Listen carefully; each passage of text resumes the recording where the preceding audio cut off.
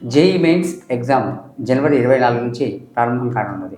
ఈ నేపథ్యంలో ఈ 40 రోజుల పాటు జేఈ మెయిన్స్‌కి సంబంధించిన 3 సబ్జెక్ట్ మ్యాథ్స్, ఫిజిక్స్, కెమిస్ట్రీ ఏ విధంగా ప్రిపేర్ కావాలి అనే సిరీస్‌లో భాగంగా ప్రస్తుతం మ్యాథ్స్ ఏ విధంగా ప్రిపేర్ కావాలి, మ్యాథ్స్‌లో 100 మార్కులకు 100 మార్కులు తెచ్చుకోవడానికి మనం ఈ 40 రోజుల్లో ఏం చేస్తే మనకు వస్తాయి అనే ఒక విషయాన్ని ఐఐటి ధన్‌బాద్‌లో చదివి 8 ఏళ్ల అనుభవం గడించినటువంటి ఫ్యాకల్టీ హరికృష్ణ గారితో ఆ యొక్క విషయాన్ని మనం తెలుసుకుందాం. నమస్కారం సార్. జేఈ మెయిన్స్‌లో అత్యంత కీలకమైనది మ్యాథ్స్ సబ్జెక్ట్. ముఖ్యంగా మ్యాథ్స్‌లో ఎక్కువ పర్సెంటేజ్ అంటే ఎక్కువ స్కోర్ చేస్తే మన ర్యాంక్ కూడా బెస్ట్ ర్యాంక్ ఇస్తారు. బట్ ఆ ర్యాంక్ రావాలంటే, మంచి మార్కులు రావాలంటే ఈ 40 డేస్ ఏ విధంగా యూటిలైజ్ చేసుకోవాలి, ఏ టాపిక్స్ మీద ఫోకస్ చేయాలి అనే విషయాన్ని విద్యార్థులకు తెలియజేస్తారు. మ్యాథ్స్లో బేసికల్గా ఆ 99% రావడానికి మరి 25% అటెంప్ట్ చేసిన పనిలేదు. సో 10 to 12 క్వశ్చన్స్ కరెక్ట్గా చేయగలిగితే సరిపోతుంది 99% రావడానికి. ఆ 12 క్వశ్చన్స్ కోసం ఏ చాప్టర్స్ చూస్ చేసుకుంటే బెటర్ అనేది బేసికల్గా ఇండిపెండెంట్ టాపిక్స్ అయితే బెటర్. ఇప్పుడు ఆల్జీబ్రాస్ టాపిక్స్ ఉంటాయి, బైనామియల్ థియరం కానీ, క్వాడ్రాటిక్ ఈక్వేషన్స్ కానీ, ఇవన్నీ ఇండిపెండెంట్ టాపిక్స్. ఇవి చూస్ చేసుకుంటే బెటర్. ఈ డిఫరెన్షియల్ క్యాలిక్యులస్లో ఫంక్షన్స్, లిమిట్స్, కంటిన్యూటీ, డిఫరెన్షియబిలిటీ ఇవన్నీ ఒకే రిలేటెడ్ టాపిక్స్. మీకు ఫంక్షన్స్ గురించి ఐడియా లేకపోతే లిమిట్స్, కంటిన్యూటీ, డిఫరెన్షియబిలిటీ టఫ్ అవుతుంది. సో ఫంక్షన్స్ ఎంత డెప్త్గా చేసినా కానీ టఫ్ క్వశ్చన్స్ జరిగే ఛాన్స్ ఉంది. అదే బైనామియల్ థియరం రిపీటెడ్ క్వశ్చన్స్ మీకు కనిపిస్తూ ఉంటాయి. అండ్ నెక్స్ట్ వచ్చేసి క్వాడ్రాటిక్ ఈక్వేషన్స్ కానీ, స్టాటిస్టిక్స్ కానీ, ప్రాబబిలిటీ కానీ ఈ క్వశ్చన్స్ కొంచెం ఈజీగా ఉంటాయి. అలా మనం ఒక 10 చాప్టర్స్ చూస్ చేసుకుంటే 10 to 12 చాప్టర్స్. ఆల్జీబ్రాలో అయితే నేను చెప్పిన బైనామియల్ ఒకటి, and quadratic equations, statistics and sequence series, వీటి నుంచి ఈజీ టాపిక్స్, ఈజీ క్వశ్చన్స్ రావచ్చు. అండ్ ఇంటిగ్రల్ క్యాలిక్యులస్కి వెళ్తే డిఫరెన్షియల్ ఈక్వేషన్ నుంచి రిపీటెడ్ క్వశ్చన్స్ వస్తాయి. So only 2 models you need to practice.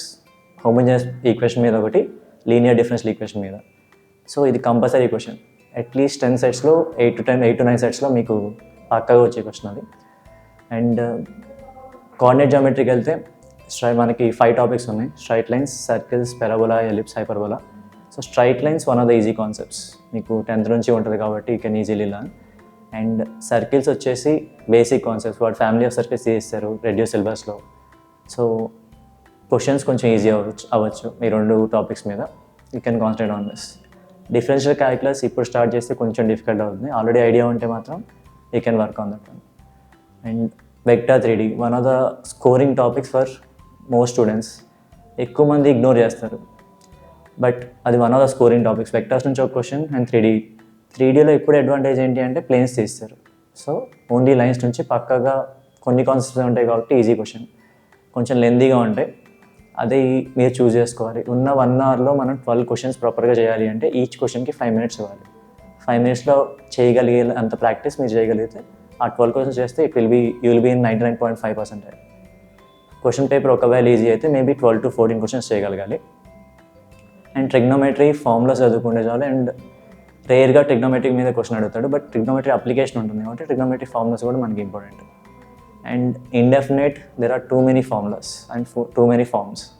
So integral calculus వచ్చేసరికి differential equations is one of the scoring topics. డిఫరెన్షియల్ క్యాలిక్యులస్లోనేమో topics మొత్తం ఐడియా ఉండాలి అంటే మీకు ఫంక్షన్స్ గురించి కొంచెం ఐడియా ఉండాలి. ఫంక్షన్స్ ఎంత డెప్త్ నాలెడ్జ్ ఉంటే అంత కొంచెం ఈజీ అవుతుంది.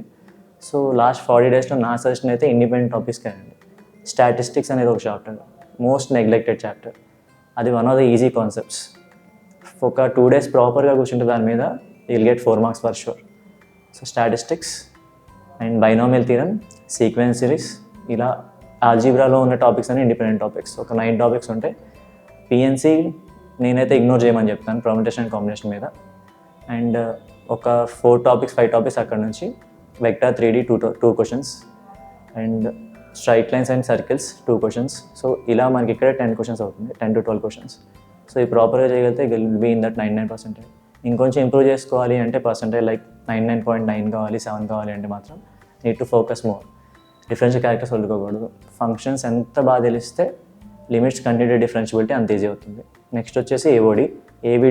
ఏఓడిలో కంపల్సరీ క్వశ్చన్. ఏఓడి అంటే application of derivatives. Compulsory question వచ్చేసి మ్యాక్సిమం మినిమం మీద కానీ ఇంక్రీజింగ్ డిక్రీజింగ్. సో దీని మీద కొంచెం డెప్త్ నాలెడ్జ్ కావాలి, లేదు అంటే ఆ క్వశ్చన్ అంత ఈజీగా అయ్యేది కాదు. It's going to take time. So ఎంత రివైజ్ చేస్తున్నా కానీ ఎంత టైంలో చేయగలుగుతున్నా అది కూడా ఇంపార్టెంట్. నేను చేయగలుగుతున్నా అంటే సరిపోదు, ఉన్న టైంలో చేయగలగాలి. కాబట్టి ఆ 12 క్వశ్చన్స్కి నువ్వు 1 అవర్లో చేయగలుగుతున్నావా లేదా, వీలైనంత ఎక్కువ ప్రాక్టీస్ చేసి 1 మంత్ ఫోకస్ చేస్తే దట్ 98% ఈజీ. 99 ఇంకా ఇంకొంచెం ఫోకస్ పెడితే ఛాన్స్ ఉంటుంది ఈజీగానే.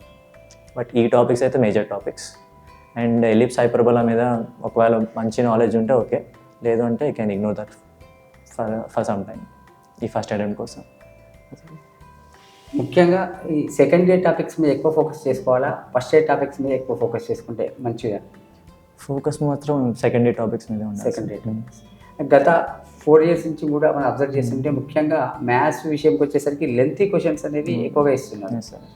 ఈ లెంతీ క్వశ్చన్స్ ఈ ప్రాబ్లమ్ని ఓవర్కమ్ కావడానికి ఈ 40 డేస్లో ఏం చేస్తే ఓవర్కమ్ కాగలుగుతాం?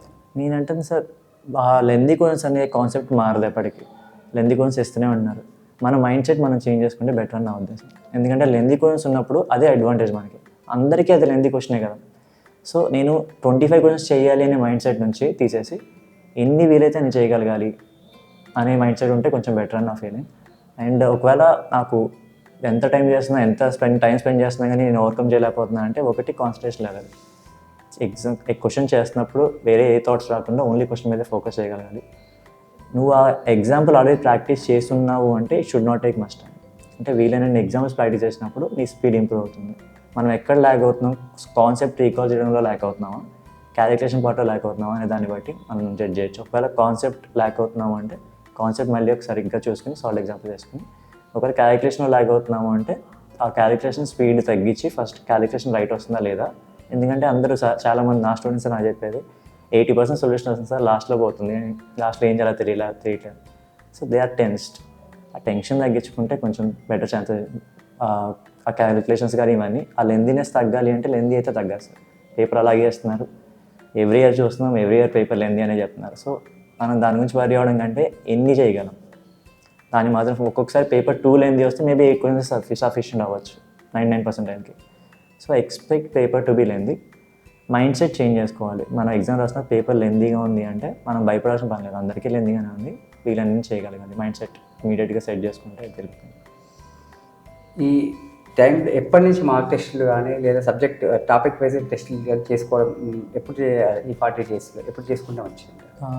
ఫుల్ టైం టెస్ట్లు అయితే ఇవ్వాలి సార్, ఎందుకంటే మనకి 1 మంతే ఉంది కాబట్టి. If you start giving full test before 20 days at least students అయితే నా సజెషన్ వచ్చేసి ఒక 8 టెస్ట్ దాకా ఇవ్వాలి, ఫుల్ లెంత్ టెస్ట్లు.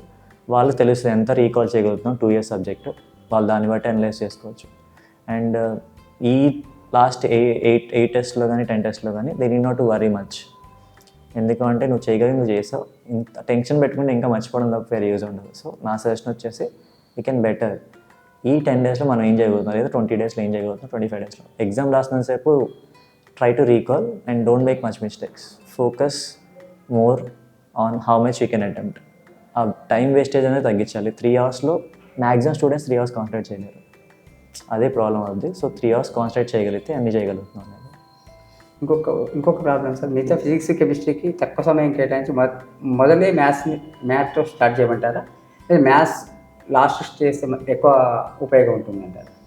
సార్ మనకి అల్టిమేట్గా కావాల్సింది మార్క్స్ సార్. ఇప్పుడు నేను మ్యాథ్స్లో 16 questions చేశాను సార్, 2 hours పట్టింది అనే దానికంటే కూడా నా సజెషన్ అయితే నువ్వు ఓవరాల్ స్కోర్, ఒకవేళ కెమిస్ట్రీ పేపర్ ఈజీగా ఉంది అంటే 25 questions చేయి, ఫిజిక్స్ ఈజీగా ఉంది అంటే 25 questions చేయి. మ్యాథ్స్లో టఫ్ ఉంది సార్ 10 questions చేసా, ఎస్ నాకు ఓవరాల్ స్కోరే కావాలి. నీకు మ్యాథ్స్లో 100% వెళ్ళొచ్చి ఫిజిక్స్ కెమిస్ట్రీలో 60 వస్తే మళ్ళీ ర్యాంక్ రాదు, మంచి ర్యాంక్ అయితే రాదు. సో పేపర్ ఒకసారి నువ్వు పేపర్ మొత్తం చూసుకుంటావు కాబట్టి ఈజీ క్వశ్చన్స్ చేసుకుంటూ వెళ్ళిపోయి అన్ని సబ్జెక్ట్స్లో మళ్ళీ ఒక సెకండ్ రౌండ్ వచ్చినప్పుడు ఆ డిఫికల్టీ లెవెల్ ప్రకారం చేసుకోవచ్చు. నా సజెషన్ అయితే it's depends on the interest. Student నాకు మ్యాథ్స్ ఫేవరెట్ సబ్జెక్ట్ అంటే I suggest you can go for maths, but don't spend too much time. నా సజెషన్ వచ్చేసి 40 minutes ఫర్ ఈచ్ సబ్జెక్ట్. లాస్ట్లో 40 minutes ఉంటుంది. You can give it for your favourite subject. Thank you sir.